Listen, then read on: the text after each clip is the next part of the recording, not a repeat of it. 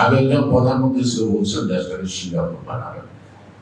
আমি অনেকদিন বলতাম যে তিনি সিঙ্গাপুর বানাইতে পারেন না, যে দেশটাকে অচিরেই কিন্তু আমিরপুর বানাবেন। ধন্যবাদ স্যার, আপনার এই নির্দেশনা সভাপতি যিনি আজকের অনুষ্ঠানটি অনেক কষ্ট করে আয়োজন।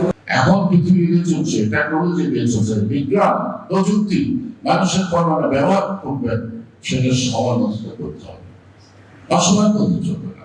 আপনি একটা নিউমোনিয়া ভ্যাকসিন নেন, আপনাকে জোরে কখনো নিউমোনিয়া অ্যাটাক করবে না, কিন্তু যার বয়স 60 বছর সে যদি কোনো কারণে নিউমোনিয়া অ্যাটাক হয় তাকে আপনি বাঁচাতে পারবেন। অথচ একটা ভ্যাকসিন দিতে পারেন, অনেক পয়সা লাগে না, কিন্তু জীবনটা নিশ্চিত থাকবে। আপনার ঠান্ডার রোগ থাকে, তারও বাৎসরিক একটা ভ্যাকসিন আছে, সেই ভ্যাকসিনটা নিলে তার সর্দি জ্বর ঠান্ডা যে টিকা হয় সেটা তাকে অ্যাটাক করতে পারে।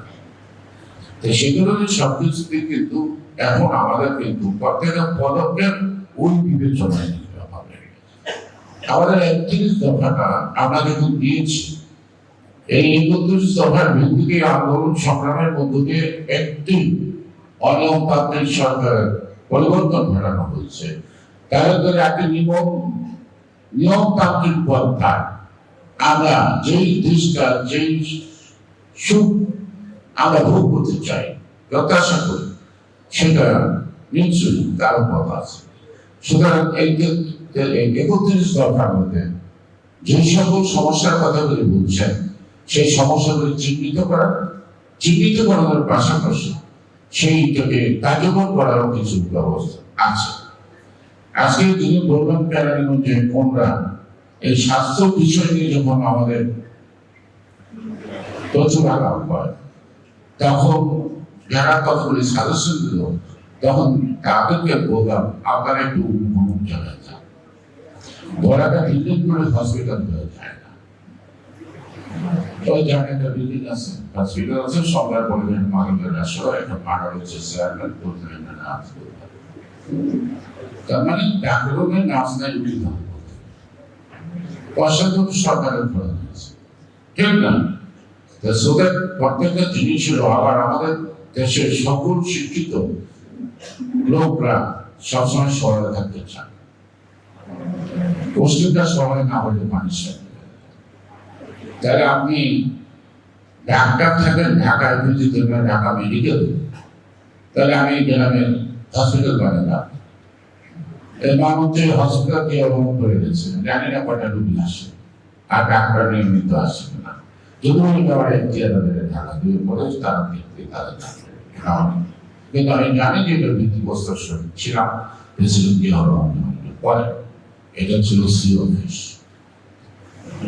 সে কারণে প্রত্যেকটা প্রতিষ্ঠান গড়ার পাশাপাশি প্রতিষ্ঠান পরিচালনা, মেধাগত দক্ষতা, সৃজনশীলতা এবং তার প্রতি তার দরদ থাকতে, নিজের সন্তানকে পড়ায় ভালো স্কুলে, তিনি যে স্কুলে মাস্টারিং করেন সেই স্কুলে পড়ায় না, উনিও মাস্টার, ভালো স্কুলের মাস্টার, কিন্তু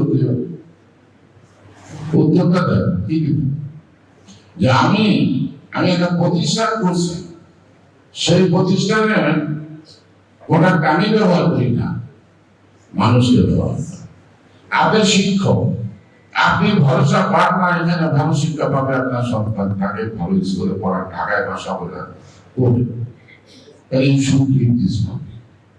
স্কুল আপনার স্কুলে থেকে উচিত না, তার আপনি ভালো লেখাপড়া দিতে হবে, তাই আপনি নিজেই কিন্তু স্বীকার করে দিচ্ছেন, টাকা জিজ্ঞাসা করেন। তো সেজন্যই আমাদের মানে স্বাধীনতার পরের থেকেই সুষ্ঠু পরিকল্পনার অভাব, আবার পরিকল্পনা বাস্তবায়ন করার ক্ষেত্র আমাদের অনেক বিচ্যুতি আছে। যে কারণে আমরা এই দেশটাকে যেখানে নিতে চাইছিলাম সেই পর্যন্ত আমরা আসতে পারিনি, এটি কিন্তু আমাদের সমস্যা। আমাদের আগে একজন প্রধানমন্ত্রী ছিল, বলছেন দেশটাকে সিঙ্গাপুর বানাবেন। আমি অনেকদিন বলতাম যে তিনি সিঙ্গাপুর বানাইতে পারেন না, যে দেশটাকে অচিরেই কিন্তু আমিরপুর বানাবেন। অর্থাৎ সিঙ্গাপুরকে আমরা বানাইতে চাই না,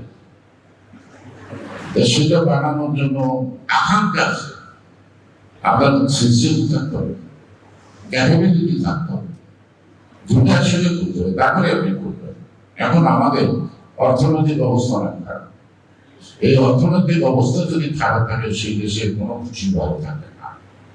সুতরাং ভঙ্গুর অর্থনীতিকে আমরা না যতক্ষণ পর্যন্ত স্বাভাবিক গতিতে সচলতার মধ্যে না আনতে পারবো, আমরা যে স্বপ্ন এইসব প্রত্যাশা জনগণের সৃষ্টি করছি, সেই প্রত্যাশা পূরণ করার ক্ষেত্রে আমাদের কিন্তু ধৈর্য ধরা একদম রাতারাতি পোশাক কিছু হবে না। কারণ রাতারাতি সমস্যা তৈরি হয় না, আর রাতারাতি সমস্যা যাবে না। কিন্তু সমস্যার সমাধানের উদ্যোগটা দৃশ্যমান হবে, দৃশ্যমান এবং আস্তে আস্তে এটা করতে হবে, তাই না? যেমন এখন যদি আমি বলি আমার ব্যক্তি স্বার্থ বা আমার ব্যক্তিগত লস আছে, আমি ভুলগঙ্গা থেকে ধরেশ্বরী বন্ধকের আশ্রম নিয়েছিলাম 40 ফিট 42। তখন মানুষ যে এত বড় রাস্তা, কিন্তু তিরস্কার করছে, মন পেয়েছি তো তাই রাস্তাটা বদলে। আমি কয়েকদিন এই রাস্তা না দিন রাত্রি দিবারাত্র কত গাড়ি চলে, কিছু জনগণের জন্য করছিলাম। এখন রাস্তা শিখে হয়তো দেখা যাবে 20 বছর পর বলবো যে না রাস্তাটা 130 ফিট দরকার। রাস্তা আপনাদের প্রশাসন, আপনাদের টাকা আপনারা বরাদ্দ টেন্ডার করেন, এখন টাকার জন্য কাজ হয় না কেন? 4 দফা দিবেন, 7 দফা দিবেন, 8 দফা দেন না কেন? মানুষের ক্ষতিপূরণটা দিবেন না, দিতে পারেন না কেন? যদি দিতে না পারেন প্রকল্পটা হাতে নিলেন কেন? প্রকল্পটা হাতে নেওয়ার সময় তো everything should be decided by the concerned department. এখন আমাকে তো করতে হয় না, সেই পুরানো কাজ আমাকে তো করতে হয়, আমাকে কিছু বলতে হয় কেন? এই জিনিসটা একটু করেন, ওই জিনিসটা একটু করেন। আমি তো খবরদারি করতে চাই না, আমি কারো কাজে হস্তক্ষেপ করতে চাই না। তবে আমি আমার একটা পর্যবেক্ষণ, একটা নজরদারি থাকবে আপনাদের উপর জনপ্রতিনিধি হিসেবে।